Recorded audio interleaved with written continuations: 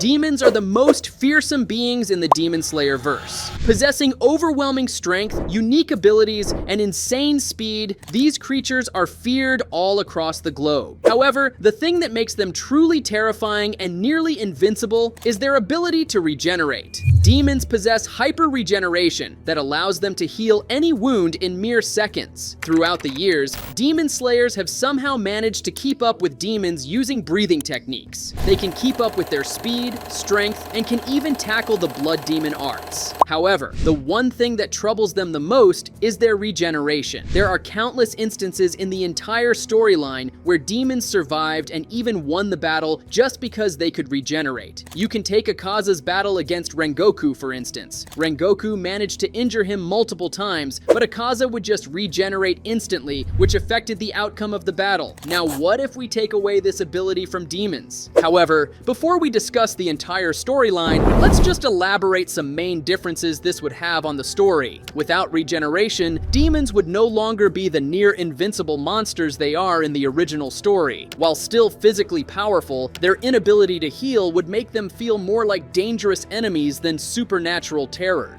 Many battles would end quicker because cumulative damage would make demons easier to kill. I would also like to believe that Muzan would likely be far more cautious, as the loss of his demons would be permanent. Creating demons might become rarer, as each one would be a greater investment. It would make sense that Muzan will try to make his forces small, yet overpowered. His aim would be to create powerful demons instead of just increasing their numbers because they'll be pretty much useless. The focus of battles would shift to clever tactics and exploiting openings rather than endurance and power. Demon Slayers would aim to inflict quick, crippling blows rather than just aiming for the final decapitation. But we should also consider that demons would most probably develop some other abilities to make up for this loss. From what I've noticed, it would be a thick skin just like Muzan. We noticed how sturdy Muzan's neck was in the anime. Even Hashira had a tough time just scratching it. Now imagine if all the demons developed such thick skins. This would definitely work out in their favor. Some other important changes that would take place would be regarding the main characters, especially Tanjiro and Nezuko. Tanjiro's growth as a fighter would be less about sheer resilience and more about precision and strategy. His bond with Nezuko might feel even more delicate since her inability to regenerate would make her more vulnerable. Tanjiro would need to protect her more carefully, emphasizing his role as her guardian. Nezuko's lack of regeneration would add tension to her battles. Every injury she sustains would feel like a dire threat, making her role more precarious. Her blood demon art would gain even more importance, as it would allow her to strike with precision rather than rely on brute strength. Now that we have discussed all these points, I guess it is fair enough to predict the changes in the storyline. Sit back or maybe grab some popcorn because you wouldn't want to miss any of this. Let's start with the beginning of the storyline. The story actually begins with Muzan, who turns into a demon for some reason, and will continue just like the original timeline even when he meets Yoriichi. In the original timeline, Muzan gets absolutely trashed by Yoriichi and has to flee. Well, things won't be any different here as well. Even though Muzan knows that it might take months for him to regenerate, he would still take the gamble and flee. Yoriichi's battle with Kokushibo would turn out just like the original timeline as well, since Yoriichi dies of old age mid-battle. If he had survived just one more minute, Kokushibo would have been a thing of the past. Now, let's get to the point where the story begins in the anime. There won't be any significant changes in the storyline as Tanjiro will venture to the nearby town to sell coal, and upon returning, he will witness his dead family and Nezuko turned into a demon. Nezuko's transformation would remain unchanged, but her inability to regenerate would make her even more vulnerable to injury, further emphasizing Tanjiro's protective role. Gyu's decision to let Nezuko live would carry more risk since her survival without regeneration would require her to avoid injury completely. He will warn Tanjiro about this as well, being the nice guy he is. Nezuko's battles going forward would focus more on avoiding critical hits, relying on her speed and strength rather than her ability to heal. Urokodaki would stress the importance of avoiding injuries in battle since demons couldn't recover either. Tanjiro's training might involve techniques for prolonged combat and exploiting demons' lack of regeneration. Following the training, Tanjiro will proceed to give the entrance exam, and to be honest, it will be a piece piece of cake for him. Tanjiro would face weaker demons during the exam since none of the demons could regenerate, making the trials less deadly overall. The swamp demon wouldn't last as long in battle against Tanjiro. After being struck a few times by Tanjiro's blade, it would quickly succumb to its injuries. This encounter would highlight that demons, while dangerous, are far less formidable without regeneration. The shock of Muzan's aura and his ability to create demons would remain, but the demons he creates on the spot would be easier to dispatch if injured. Tamayo and Yushiro's assistance becomes even more significant, as their knowledge of demon weaknesses would greatly aid Tanjiro. Kyogai's inability to regenerate means his fight with Tanjiro would be shorter. Tanjiro's strikes would weaken him quickly, negating the prolonged struggle seen in the original storyline. Kyogai might flee sooner to preserve himself, as his survival instincts would be heightened without the safety net of regeneration. The next crucial battle was against Rui and his family. Tanjiro and the others suffered a lot during this arc. Rui's ability to regenerate was crucial in his battle against Tanjiro and Nezuko. Without it, Tanjiro's early attacks would severely weaken him. Nezuko's blood demon art would still play a role, but Rui would be unable to heal from the burns, leading to his defeat without the intervention of Giyu. So Giyu is probably useless in this arc. Next up, we have the Mugen Train arc. Enmu's inability to regenerate would make him far easier to defeat. While his blood demon art remains dangerous, any injuries inflicted by Tanjiro and Inosuke would rapidly wear him down. The battle against the train itself would be shorter since Enmu couldn't heal from attacks on his main body. As I've previously mentioned, Akaza's regeneration played a huge role in his victory against Rengoku. Without it, the battle would likely end in a stalemate, as Rengoku's relentless attacks would take a far greater toll on Akaza. Even though Akaza is an upper moon, his skin is insanely thick, and it wouldn't be easy defeating him, but I'd like to believe that Rengoku would manage to decapitate him and survive this battle. Without regeneration, the sibling duo would face a greater challenge against the Demon Slayers. Daki's head being severed would be a decisive blow, rather than her reattaching it. Gyutaro's ability to fight would diminish rapidly after receiving critical injuries from Tengen and Tanjiro. The battle would end sooner, and Tengen might avoid losing an arm. At this point, both the Hashiras that became irrelevant are still relevant to the story. Next up, we have the Swordsmith Village arc. Han Tengu's clones, without regeneration,